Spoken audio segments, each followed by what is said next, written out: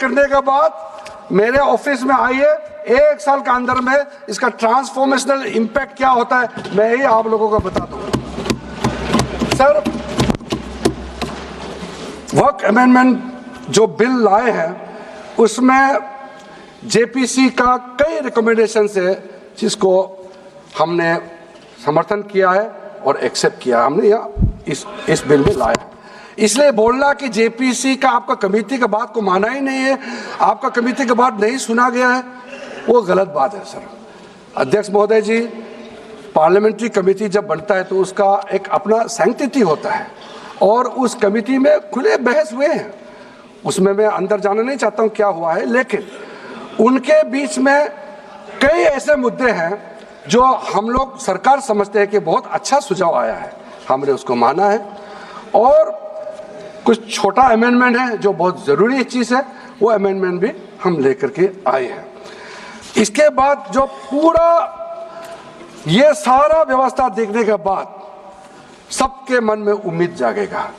उम्मीद इसलिए जागेगा कि एक नए सवेरा आने वाला है, इसलिए नए एक्ट का नाम भी उम्मीद हो गया है। तो उम्मीद क्यों हुआ है सर, मैं आपको बताना चाहता हूँ। ये जो unified work management, empowerment, efficiency and development, full form उम्मीद है, इसका रखने का पीछे कारण है सर। ये उम्मीद क्यों है? अब ये यूनिफाइड वर्क मैनेजमेंट पूरा रजिस्ट्रेशन से लेकर के म्यूटेशन, इंक्रोचमेंट का विषय, सर्वे, कलेक्टर का रोल, सारा विषय को मिला करके मैनेजमेंट का पूरा सिस्टम को ही बदलने के लिए हमने काम शुरू किया है। उसके बाद एम्पावरमेंट, कैसा एम्पावरमेंट होने वाला है? मैंने पहले भी जिक्र किया, मुसलमानों में भी जो शियास हैं, सुन्नीस हैं, बोरास, आकाकानीस, पसमानदा मुस्लिम्स हैं जिसको बैकवर्ड माना जाता है, और विशेष करके महिलाएं और बच्चों के लिए जो हमने प्रावधान रखा है, तो ये मुसलमान का कम्युनिटी के अंदर में इतना जोरदार स्वागत हो रहा है। अध्यक्ष महोदय, यहाँ में कुछ मेंबर विरोध जरूर कर रहे हैं, लेकिन मैं कुछ मेंबर को मेरे घर में मैं न्योता देना चाहता हूँ, और जो मुस्लिम डेलीगेशन मेरे घर में आ रहे हैं, स्वागत कर रहे हैं इस बिल को, उसका भी नजारा आप लोग देख लीजिए, आपका सोच बदल जाएगा। आपको नहीं मालूम मुसलमानों में कितना भयंकर समर्थन कर रहा है इस बिल को लेकर के, आप लोग को मालूम ही नहीं है। करंट अंदर में गरीब मुसलमानों का तो संदेश बार बार आ रहा है कि जल्दी पास कीजिए इस बिल को, इसलिए आप लोग संदेह में मत रहिए। एफिशिएंसी को हमने बढ़ाने का काम किया है, टेक्नोलॉजी का उपयोग करते हुए सेंट्रलाइज्ड डेटाबेस होगा, डिजिटल पोर्टल होगा, कोई छुप के अंधेरे रातों में वर्क क्रिएट नहीं कर सकता है। इसका पूरा रजिस्ट्रेशन का प्रावधान है, ट्रैकिंग होगा, निगरानी रखा जाएगा, कंप्लायंस का प्रावधान है, और जो मैनुअल हाथों से जो गलत होगा उसका भी करेक्शन करने का प्रावधान है। ब्यूरोक्रेटिक डिले होता है उसका भी समाधान हमने पूरा बिल में तरीका बना के रखा हुआ है।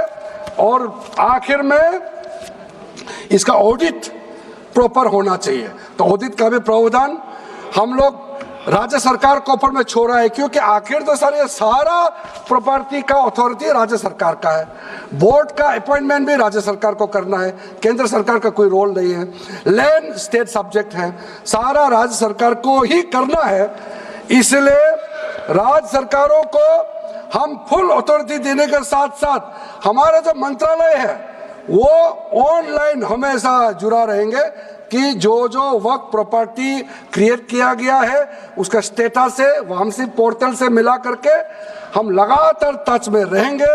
इसलिए कोई इसमें ये नहीं सोचना है कि सेंट्रल गवर्नमेंट कोई एक्स्ट्रा पावर हड़पने जा रहा है, क्या, बिल्कुल सोचने का नहीं है। ये टोटली स्टेट गवर्नमेंट का अधीन है और राज्य सरकारें ही इसका निगरानी में आगे काम करना है। उसके बाद सर जो पर्पस के लिए वर्क क्रिएट किया जाता है, बेसिकली 3 पर्पस होता है, रिलीजियस, चैरिटेबल एंड पायस।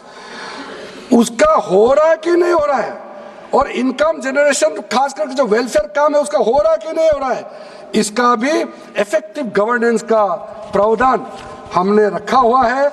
और साथ साथ सर, मैं आपको इस उम्मीद के साथ साथ ये कहना चाहता हूं कि जो रिफॉर्म्स हमने जो लाए हैं और साथ साथ में जो प्रावधान कुछ बदलाव हमने आपको बहुत शॉर्ट में बताया, क्योंकि डिटेल में तो मैं रिप्लाई तो करूंगा ही, इसमें अगर आपको लगता है कि हमको अगर इनकम जनरेशन करने के लिए, वक्त प्रॉपर्टी को बेहतर इस्तेमाल करने के लिए क्या करना चाहिए, जब हम इसका सबऑर्डिनेट लेजिस्लेशन के माध्यम से रूल्स बनाएंगे, आपका सुझाव हम खुले दिल से स्वागत करेंगे।